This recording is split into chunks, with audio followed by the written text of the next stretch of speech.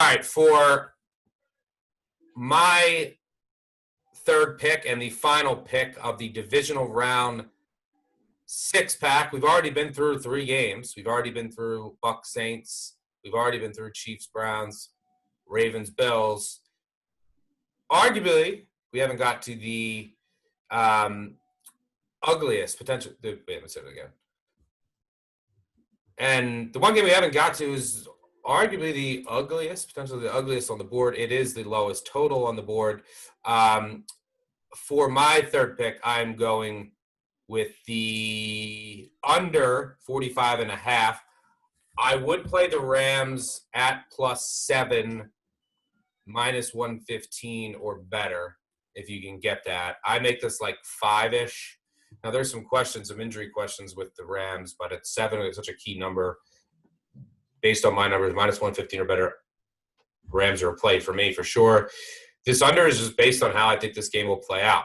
So let's start with and I like some first half under too, for what it's worth.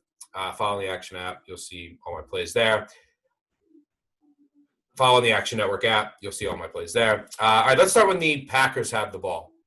I think that Aaron Rodgers has been playing unbelievably well. Out of his mind all year. It's been the biggest difference between the Packers this year and the Packers last year. He's playing at just such a high level, basically when he was at his peak. But I think that this Rams defense, this is strength on strength. This is the best passing offense this season versus the best passing defense. The Rams could stop the run. Like they don't even need. They have at the lowest percentage of runs against with 8 in the box this year, and they were really good against the run still.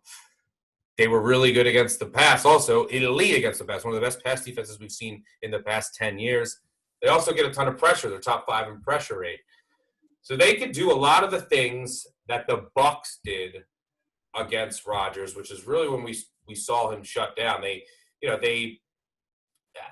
really confused him, and they got pressure, and they kind of made him a little hesitant. And that's what the Rams are doing. The Rams are changing up their coverages on the back end. They're getting pressure up front, and they're just confusing opposing quarterbacks. And they're playing a lot of zones on the back end. People are saying like Ramsey versus Adams. That could happen a little bit, but Ramsey hasn't really been shadowing, and the Rams play a lot of zone.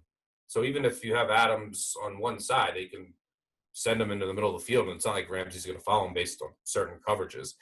But luckily for the Rams, they have 3 corners who ranked in the top 20 of PFF's coverage grade this year. The pass defense is just so good.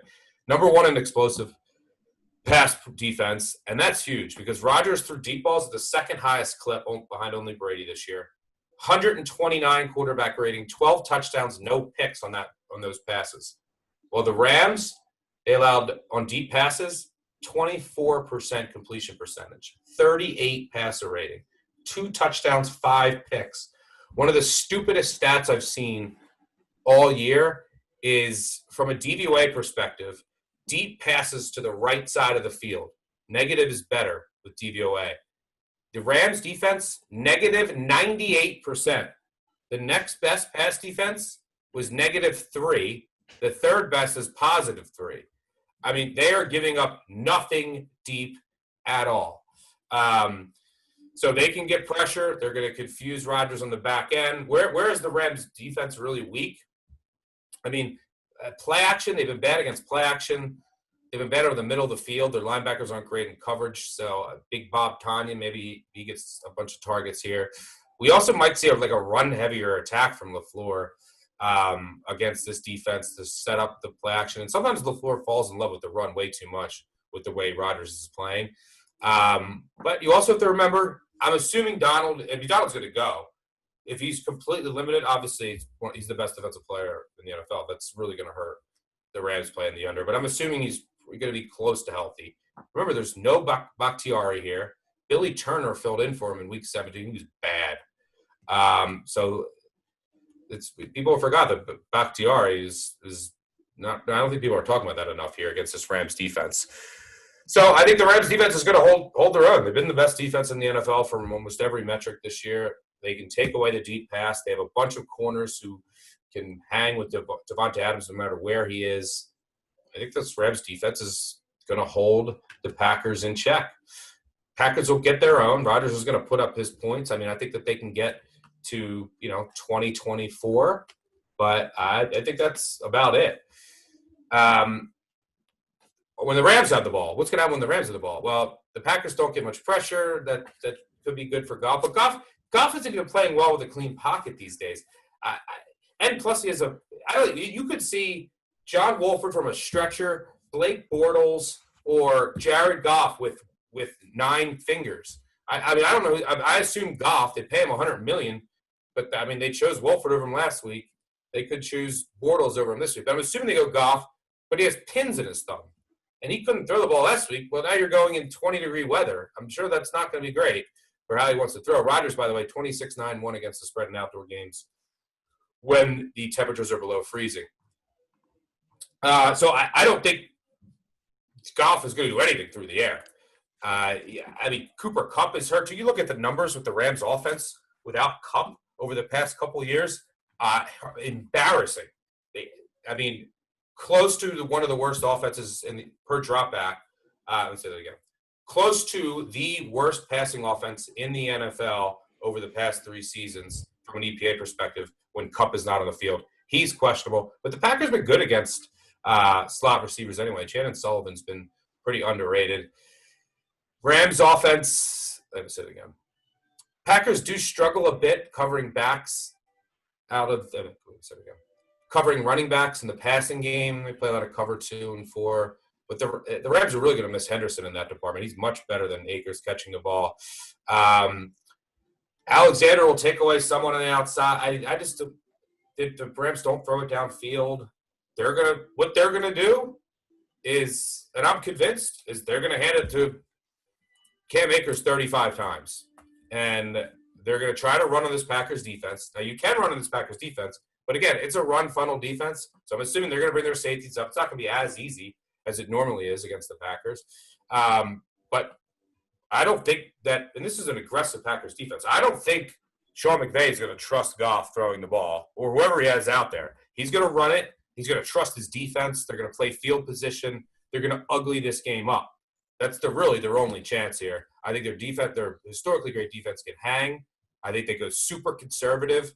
I think Packers are it's something else for the under here. The Packers in situation neutral plays are another thing for this under, in situational neutral scenarios, the Packers are 32nd in the NFL in tempo. They are the slowest team in the league. The Rams are 12th. They will throw in tempo on certain drives. They will just go super fast. I do not think you see that under any circumstance this week. They need to shorten this game. They're going to run it a ton. So I think you're going to have 2 teams that are, the Packers are just naturally going slower. And I think the Rams are going to go super slow, try to run the ball, play field position. I think this Rams defense is one of the few defenses in the NFL that can really slow down this Packers offense. I like the Rams because the number's a bit too high. I think this will be really low scoring. 7's even more valuable in a low scoring game. But I like the under, the first half under and the game under. Rams only to get 7, first half under and game under even more. I think this ends up being like it ends up probably being like a 23-17, 23-20 max final. So yeah, give me the under here. Yeah, I like it. I think for this, like you kind of pointed it out, the Rams really have to shorten the game here, even though they have a great defense and, they have been, going with some tempo historically under McVay. They have to shorten this game here. You look at Cam Akers, his rushing attempt prop is 16.5 at BetMGM. 21, 29, 15, 21, 28. Average of 22.8, median of 21 rushing attempts in his last 5 games. Only 15? 16.5 is his prop, but he's gone over. That seems way too low. He has 21 or more in 4 of the last 5. 15 in the game against the Jets where they got behind way early, which could happen, but I think you have a pretty good chance of Cam Akers going over that. And he actually has, to your Rams pick, Akers has improved as a receiver of late, and Sean McVay's great at kind of scheming these plays up, but in those 5 games, 1 for 22, so 22 yards, a pop, then 11.5, 2 for 23. Then he had 1 for -1, but then the last 2 games, 4 for 52 and 2 for 45. So over these last 5 games, let me do this math. 3, 4, 8, 10, 45, 44, 96, 141. Over these last 5 games where Akers has been the feature back, he's caught 10 passes for 141 yards, 14.1 yards per. So I think Akers is going to be the workhorse here for all the reasons you mentioned. Packers do play well covering on the outside, I think, and pretty well in the slot. And hey, this, like, even though we haven't seen it, Tampa Bay showed it was possible early this year. We haven't seen it. He's probably going to win MVP, but could be one of those Rodgers games. Could be one of those Rodgers games like we saw against San Francisco, like we saw against Tampa Bay. No one dares to say it after he just threw for 48 touchdowns and 5 picks. And he did finish top 5 in passer rating under pressure, so did fix some things under pressure. But if there was ever a matchup where he would get stifled and have one of those games where it's just inexplicable, it would be this one. So, I like that under. I'm really counting on the Rams defense here, and I looked into it for a long time to see how they would match up. I think that they're going to keep them in this game, because if they don't, then you're going to have Goff trying to throw, and then you're going to have turnovers, and it gets really messy. So I think that if they can stay close, that this sets up for Rams and the under. The one thing that does worry me, besides if this game starts to get out of hand, is special teams. It's not going to keep me off the game, but both special teams have been really bad. So I don't want like a blocked punt, a muff punt. It does scare me with these 2 teams, but that's kind of a side worry here. Rams and under for me. Yeah, I mean, you're not going to get a Devontae, or at least you don't think you're going to get a Devontae Adams blow up on the sideline, force the ball to him, pick 6, which, would make that game is probably 43 last week, if not for that play, which was just utterly ridiculous, by the way. So you have that working for you as well. But yeah, I like the under.